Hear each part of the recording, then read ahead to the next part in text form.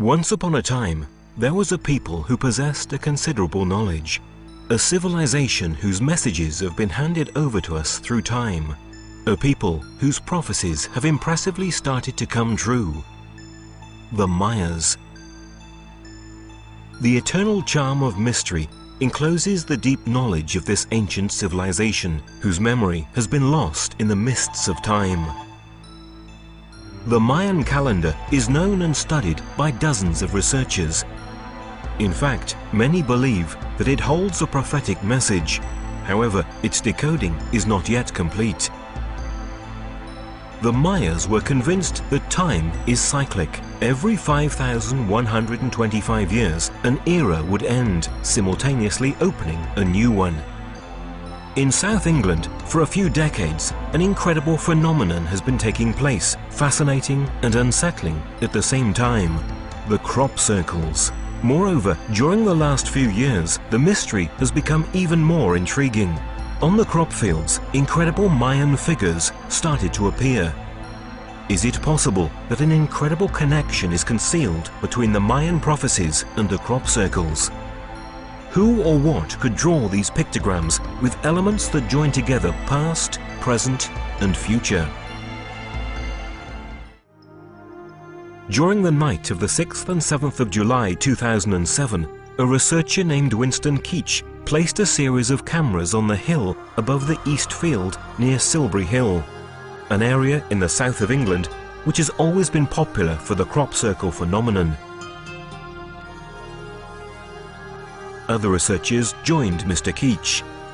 And at about 1:30 a.m. we went along to Knapp Hill.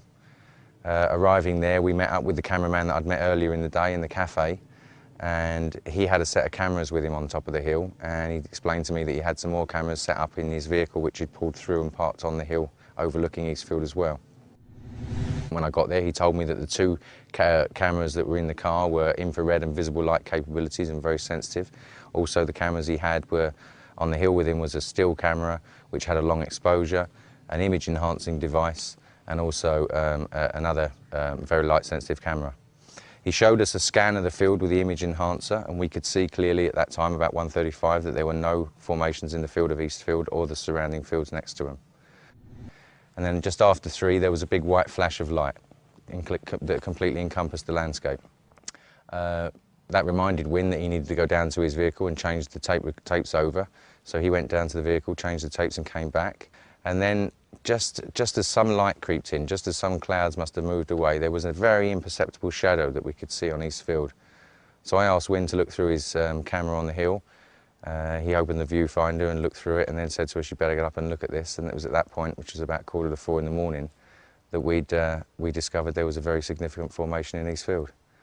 On later analysis of the footage that was taken in the car, there were two cameras running constantly all night from about 11 o'clock until 5 o'clock.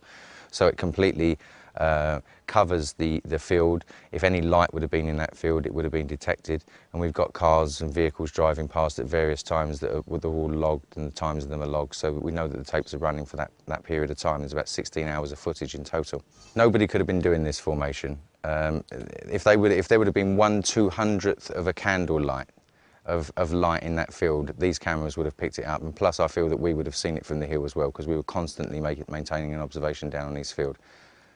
Quite apart from the logistical aspect of making the formation like this, the complexity, the size of the formation, the fact that the circles are ovals so that they look circular from the air. However, there is more to be surprised about. When they watched the recorded tapes, Gary King and the others realized that the cameras had caught the beam of light that reminded Wynne to change the tape. When we analysed those tapes, we found that the first visible signs of the formation through the lenses of those cameras was actually at 3:20 a.m. and that the light flash that was picked up on the end of the first tape registered for 3.5 milliseconds as an EM pulse, which is very similar to a bolt of lightning. And it was 7 minutes after that, at 3:20, that the first signs of the formation were picked up by the cameras in the car. But we again didn't see them until about 20 minutes after that. As far as I know, this is the only time that anything like this, where continuous footage, continuous tapes have been running all night and captured the field and eliminated any evidence of anybody being in there with any laser alignment measurement devices or lights of any kind. As far as I know, this is the best footage and most comprehensive footage available of when a crop circle takes. A crop circle appeared in the space of one night. An incredible event caught by Winston Keach's cameras and witnessed by Gary King and Paula. Finally, this is the definite proof that crop circles have an alien origin. What happened in Eastfield on July the 7th, 2007 is bound to be remembered as one of the most significant events since the beginning of the phenomenon in the 70s.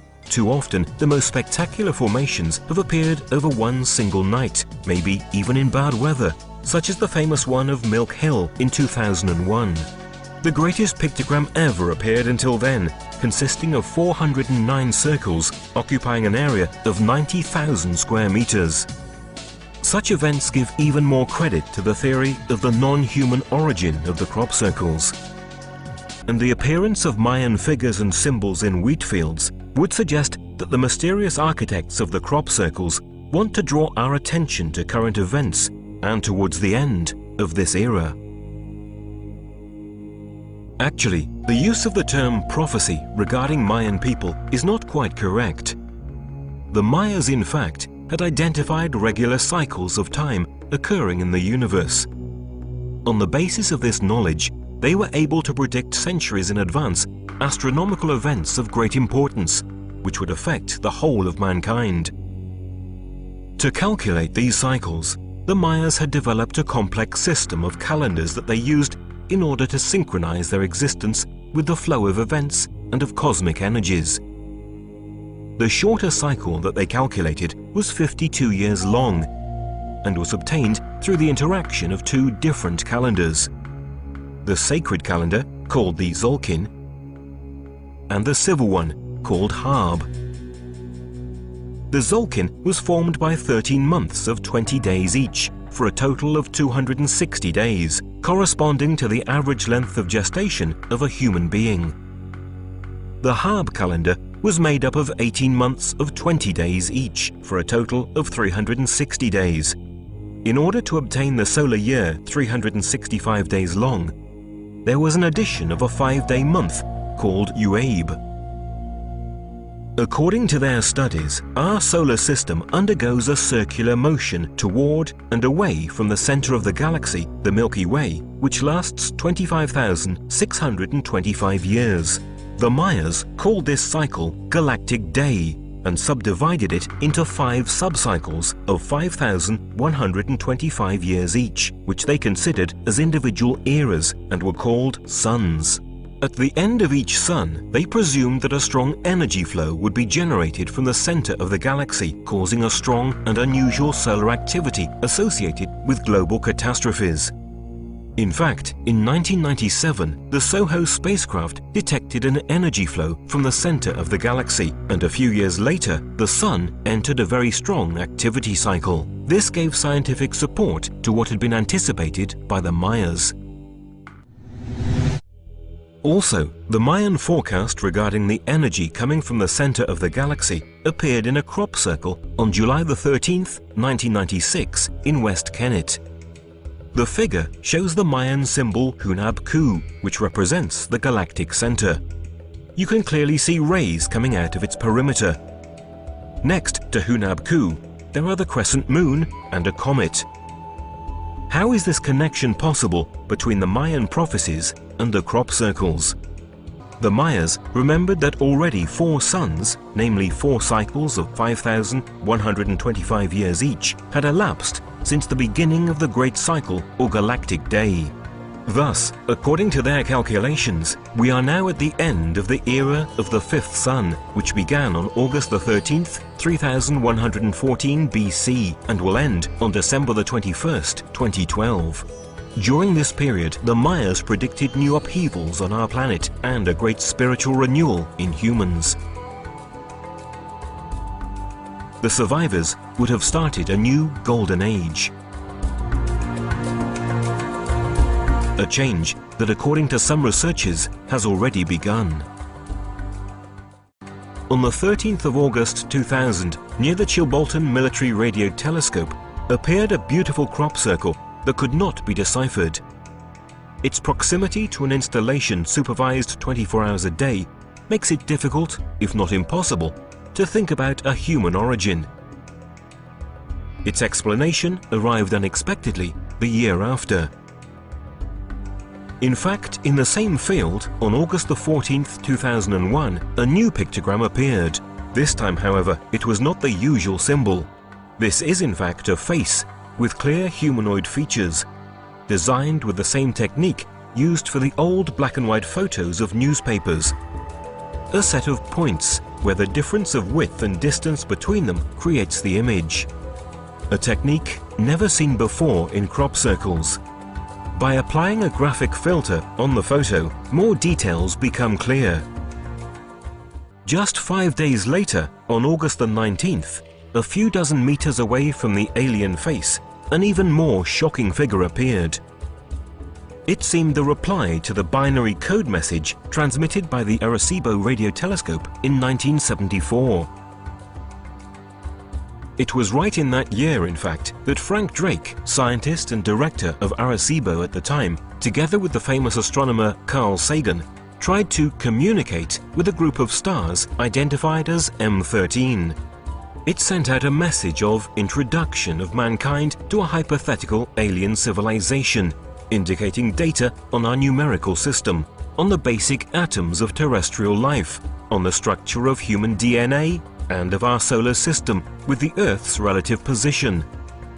They also included data relative to the Arecibo radio telescope. According to calculations, the message should have taken 25,000 years to reach its destination, and the same again to receive a reply. A really long time, let alone the fact that no one could tell whether that group of stars really hosted a supposed alien civilization. These circumstances make even more startling the appearance of the Chilbolton pictogram. Is it possible that someone received our message and replied to it much earlier than expected? We have the same numerical system with 0 and 1. Therefore, the answers are universal. The basic atoms of life are the same, but in their body there is also silicon. Then, where the chemistry of DNA is mentioned, we also notice the fact that all the components of our DNA are clearly identical to theirs. This shows that we come from the same universal principle. When they mention their genome, they tell us that they have 1,048,000 sequences more than us. This means that they are much more evolved than us, which is normal, since they have been able to achieve such a development. To prepare a similar message, they ought to have a greater evolution. Then they provide other details, telling us that they live in 2 planets and 4 moons, namely in 6 different worlds. And finally, they refer to the instrument used to send out this message. Surprisingly, we found that the figure representing this device appeared 1 year before in the same place. Thus, they notified that in the same place they would have given a new message. The way in which these beings speak to us needs to be carefully interpreted. The elements involved in the Chilbolton pictograms are astonishing. Is this really the reply of an alien civilization? Is it fake or real? The Mayan Dresden Code announces that, starting from the 1991 eclipse, it has begun a process that will lead humanity to the encounter with the Lords of the Stars. Are these events part of it? We could still carry on describing further data and symbols related to the knowledge and prophecies of the Mayas, which have appeared in the extraordinary English crop circles. Could the Mayas really predict future events? Do these warnings have a real foundation? Now, even scientists confirm that the Earth is a living entity, a complex organism. The message coming from the ancient Mayas and modern crop circles appears to be the same. A change of conscience is absolutely necessary, as never before in human history. A message of warning and hope coming from a past whose importance is hardly being recognized. And this is what the creators of the pictograms did. Whether human or alien, they amplified the message coming from the cultures of the past, such as the Mayas, through a fascinating symbolism beautifully engraved on the wheat fields of England.